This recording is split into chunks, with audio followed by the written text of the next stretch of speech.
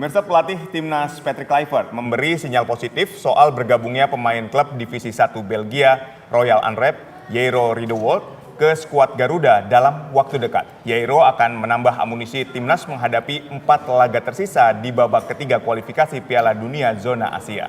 Selain itu, pemain lainnya dari Oxford United oleh Romani juga dipastikan oleh Ketua Umum PSSI Erick Thohir segera berseragam timnas. Lantas, mampukah oleh Jairo memperkuat tim asuhan Patrick Kluivert untuk lolos ke Piala Dunia? Untuk membahasnya sudah bergabung bersama kami di studio pelatih sepak bola Isman Jasulme. Selamat petang, Bung Ije.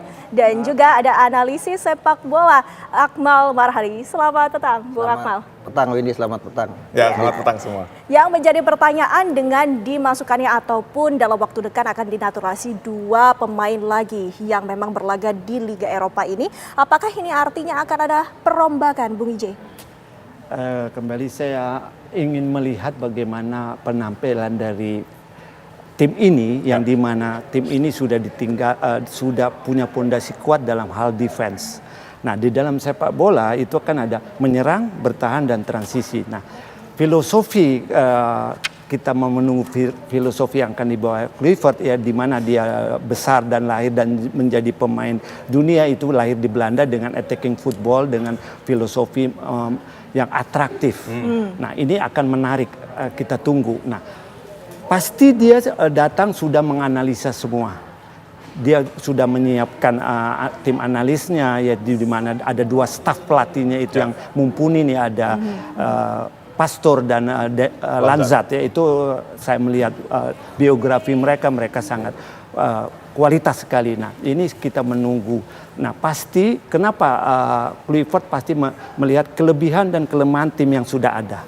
Nah, dia sudah pasti melihat dengan organisasi pertandingan yang baik, pasti dia akan memperkuat lagi.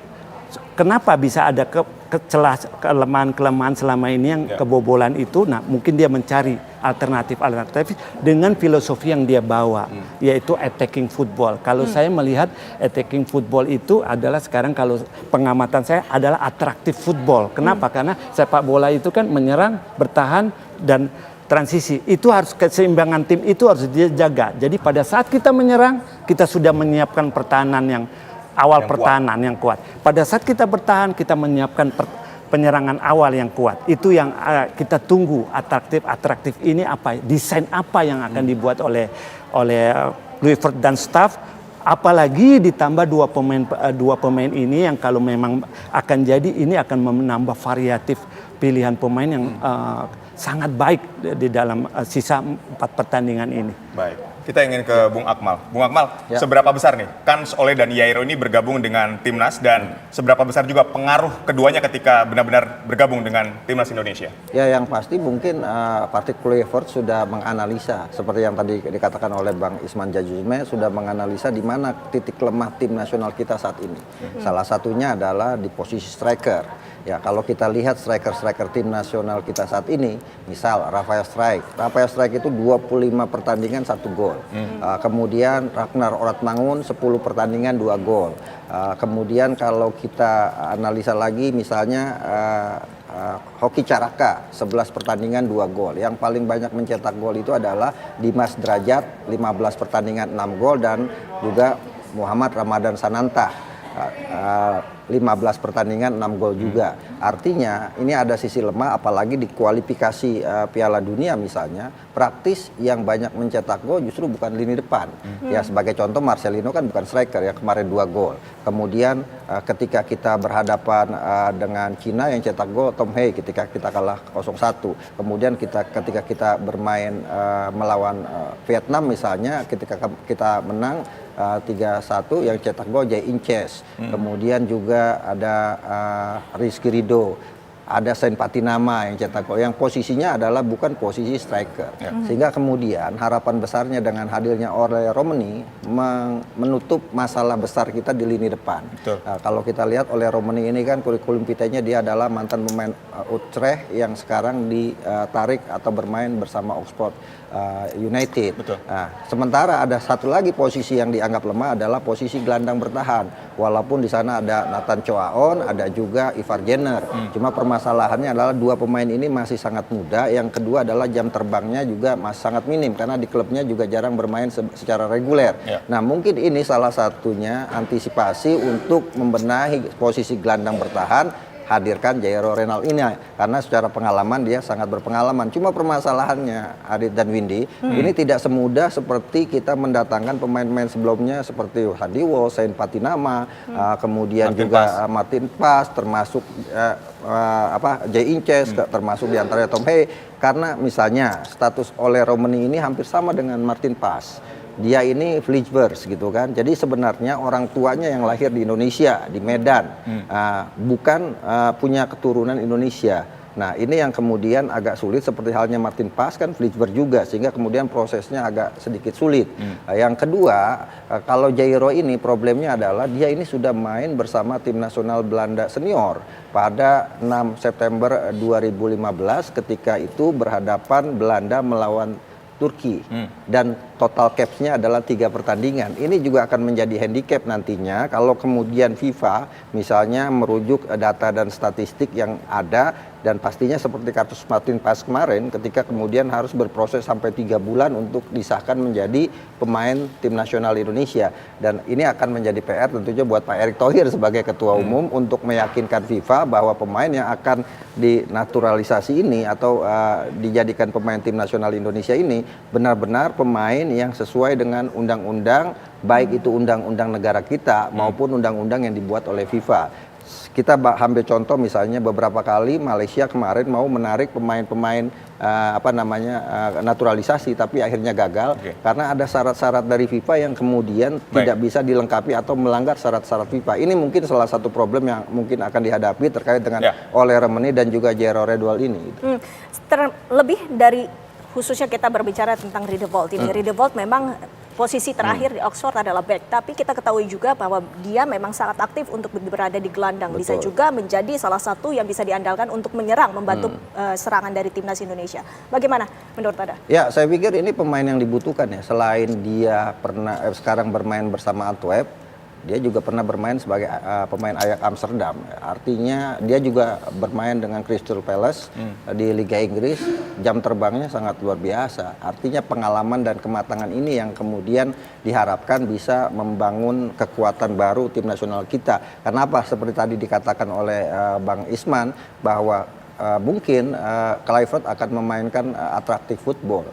Nah, posisi kita selama ini lemah ketika ditangani Sintayong adalah kita kuat dalam defense, kompleks defense kita kuat. Tapi ketika kita transisi dari bertahan ke menyerang, ini ada aliran yang terputus. Nah, disitulah kemudian diharapkan Jairo Redwall menutup aliran yang putus ini untuk kemudian semua pola permainan yang diinginkan bisa berjalan dengan baik. Termasuk soal eksekusi di lini depan yang menjadi salah satu masalahnya. Jadi kehadiran pemain ini sebenarnya memang akan membuat puzzle tim nasional kita menjadi sempurna. Cuma permasalahannya itu tadi, apakah ini bisa meyakinkan Pak Erick Thohir dan tim di PSSI untuk meyakinkan FIFA agar dua pemain ini bisa diambil dengan cepat, karena kita tinggal praktis punya waktu 2 bulan untuk mempersiapkan diri menghadapi Australia pada 20 Maret dan juga melawan Bahrain di kandang pada 25 Maret. Baik, saya ingin ke Bung Ije. Jadi Bung Ije melihat peran dari Ole dan Jairo ini, Anda melihatnya seperti apa ketika mereka benar-benar bergabung dengan timnas kita? Yang pasti pertama bagaimana dulu Kluivert menularkan dulu filosofi dia, pemahaman dia kepada semua pemain yang ada. Itu dulu yang paling utama, karena sepak bola ini kan tergantung dari individu, unit, grup, dan tim. Itu dulu yang dia harus buat. Dia harus pemahaman itu harus dia edukasi ke pemain-pemain, dan pemain-pemain itu harus paham. Nah, itu harus didesain oleh dia dalam masa persiapan ini. Nah, menarik lagi apalagi ada 2 pemain ini. Memang di posisi gelandang itu harus variasi. Harus ada gelandang yang orang bilang sekarang pengangkut air lah, ada penyuplai bola. Nah, ini kan dimiliki oleh Tom Haye yang memang seorang profesor. Dia memang tipikal seperti playmaker, dia yang alirkan bola. Nah, nanti pekerjanya adalah pemain baru ini Jairo, mungkin dalam desain barunya Kluivert ini yang akan kita tunggu. Tetapi apapun itu, kembali tim behind the team ini harus mensupport filosofi, desain model, style of play yang harus dibuat pada saat attacking dan maupun pada saat defense. Kenapa? Saya melihat atraktif football ini seperti orang bilang, ada yang bilang metode counter pressing, di mana pada saat dia menyerang, pada saat itu dia kehilangan bola, di situ dia harus langsung menekan lawan. Dia tidak turun dulu, dia harus menekan. Nah, itu harus didesain oleh Kluivert sehingga pemain-pemain ini paham, terutama team shape-nya, terutama pada saat attacking ya. Team shape-nya itu triangle-nya pemain, diamond shape-nya, sehingga kapan mereka melakukan ball possession to goal, kapan mereka melakukan ball possession dulu dengan sirkulasi bola cepat. Kalau team shape-nya terjaga dan pemain-pemain lain menjaga keseimbangan, balance team. Begitu bola kehilangan bola direbut lawan, mereka sudah siap mengattack, mendatangi, mempressing lawan. Kecuali bola sudah goal kick ya, mungkin baru mereka turun, reorganisasi, mau mereka menekan di attacking third atau mereka mau turun di midfield third. Itu yang harus didesain yang dengan atraktif oleh Kluivert. Apalagi tim ini kan sudah diwarisin dengan defending artnya yang baik. Itu yang menurut saya PR-nya dari Kluivert ini. Betul. Ini yang menarik juga adalah Kluivert ini kan didampingi oleh dua asisten pelatih, ada Pastur dan Lanzat. Nah, bagaimana peran Pastur dan Lanzat untuk membuat tim kepelatihan ini dapat membawa timnas kita lolos ke Piala Dunia? Akan dijawab sesaat lagi usai jeda. Tetaplah di Kabar Peta.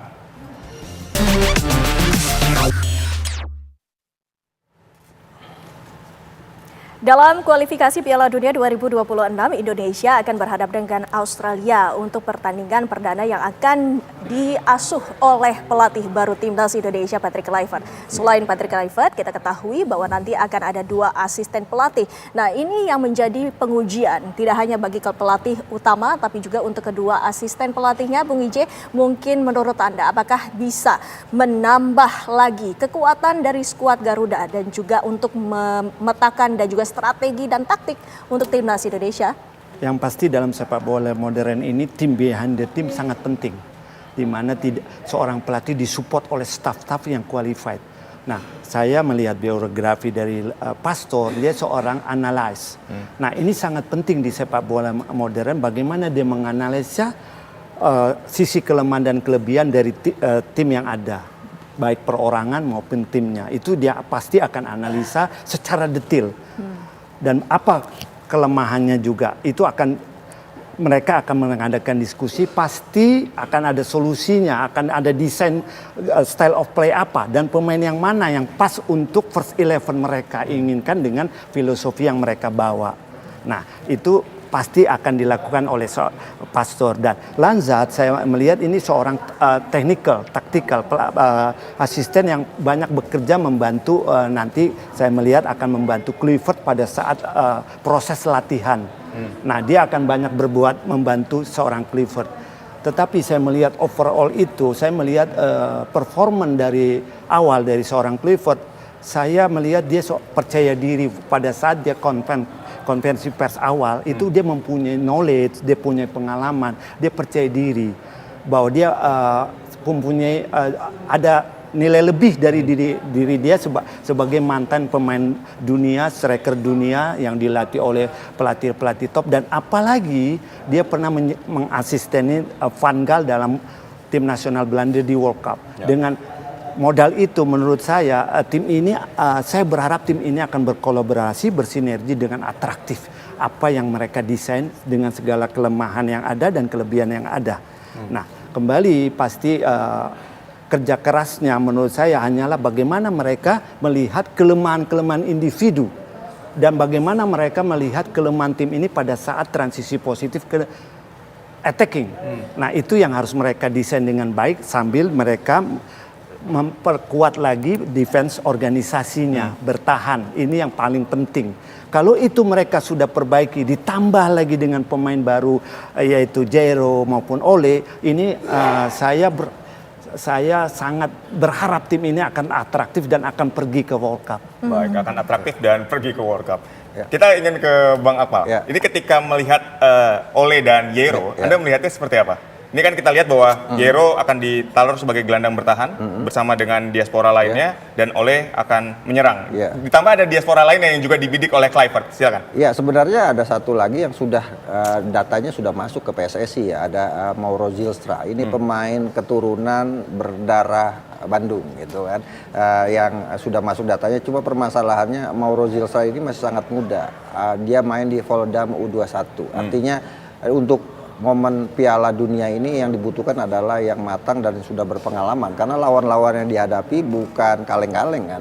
Ada di situ Jepang langganan Piala Dunia, ada Australia langganan Piala Dunia, ada Arab langganan Piala Dunia. Jadi yang bermain di tim nasional senior memang harus dan dibutuhkan pemain-pemain yang sudah punya jam terbang, kemudian sudah punya pengalaman matang, sehingga mereka tidak grogi lah di dalam lapangan. Dan ini yang saya lihat apa yang akan dilakukan oleh Patrick Kluivert dengan timnya. Saya terkesima dengan memberikan garis bawah ketika press conference itu.